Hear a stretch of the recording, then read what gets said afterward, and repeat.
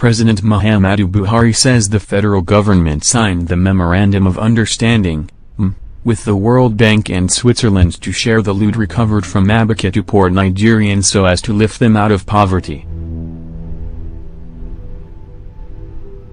The president stated this at the inception meeting of the Mantra Project on Asset Recovery and Development in Nigeria organized by Africa Network for Environment and Economic Justice, ANEJ, in collaboration with World Bank and Switzerland government, Vanguard reports.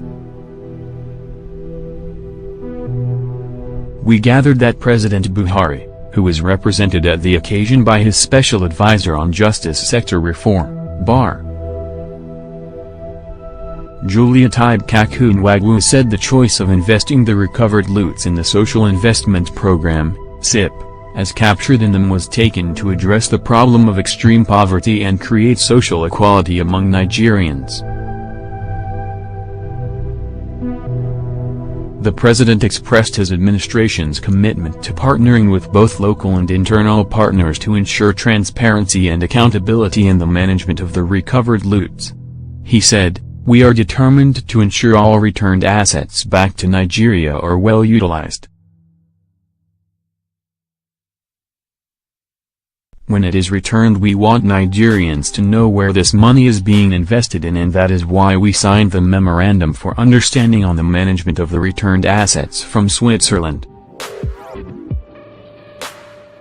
The $322 million that was returned to Nigeria, we invited civil society organizations to be part of the negotiation.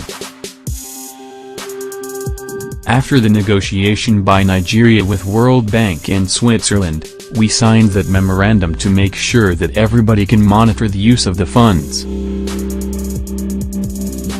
The use of the funds to be applied to social investments, particularly to targeted cash transfers to lift people out of poverty. We know people who are today in this country that wake up in the morning and don't even know where to get their meal from. I'm sure you've experienced people within your communities, so this whole project is to address that problem, to create social equality, to provide opportunity. There are several countries in Africa where this project has been implemented and it has worked perfectly well, so we are using international standards developed by the World Bank. The idea is if we can lift one person out of a household out of poverty, it will inevitably affect the entire family. A woman was being paid 5,000 naira consistently over time when this program started in 2016. The money she has been able to use it to buy cassava, she's able to process cassava, she's now selling gari. What it means is that every day she's sure that her family will have something to eat, and so we want that to happen to several millions of Nigerians, who are living below poverty line today. Recall that the federal government's social investment program started in 2016 with the federal government budget. In 2016, the federal government budgeted 500 billion naira to support the social investment schemes across the country. It started with the Northeast due to the problem with the zone, where many people were displaced and so many people could not even go to their farms.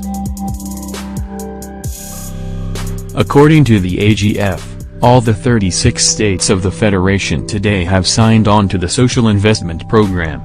Earlier in his address, the chairman, Board of Directors of ANEJ, Professor Ben Egbukan, said the Mantra project is a culmination of their commitment to the process of effective recovery and management of looted assets in Nigeria for over 20 years. To advance the anti-corruption course, he said the organization has engaged in advocacy, launched campaigns, attended conferences and meetings, contributed to processes of policy formulation and other activities with the objective of ensuring that assets looted from this country are returned and utilized for the benefit of the citizens of this country who continue to suffer as victims of corruption.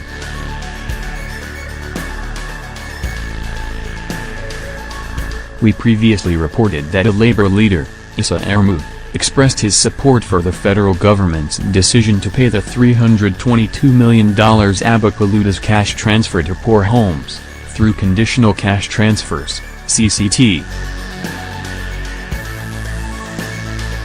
Ermu, who is an executive member of the Nigeria Labour Congress, NLC, and General Secretary of National Union of Textile Garment and Tailoring Workers of Nigeria, NUTG, in Kaduna frowned at the recent call by the National Assembly for the executive arm of government to pay the repatriated monies into the consolidated revenue account and be distributed to the federating units in line with the current revenue sharing formula.